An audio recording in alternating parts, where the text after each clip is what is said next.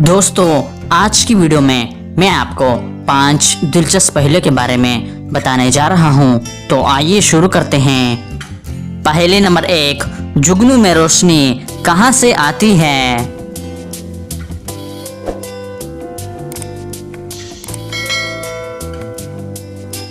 इसका सही जवाब है जुगनू के जिस्म में होने वाले केमिकल रिएक्शन की वजह से। पहेली नंबर 2, वो कौन सा फल है जिसके नाम को आधा काट लो तो एक सब्जी का नाम बन जाता है?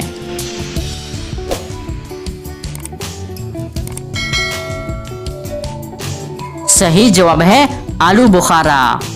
पहेली नंबर 3, नमरूद की किस उम्र में और कैसे मौत हुई?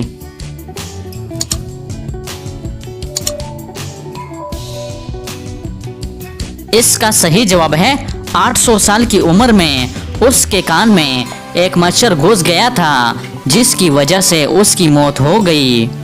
पहेली नंबर 4, गौसल के लुग़वी मानी क्या है?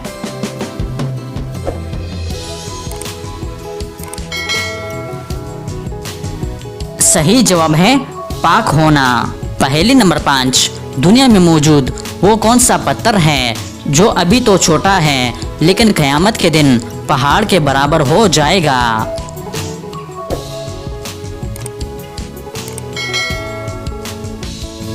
इसका सही जवाब है हिजर अस्वद।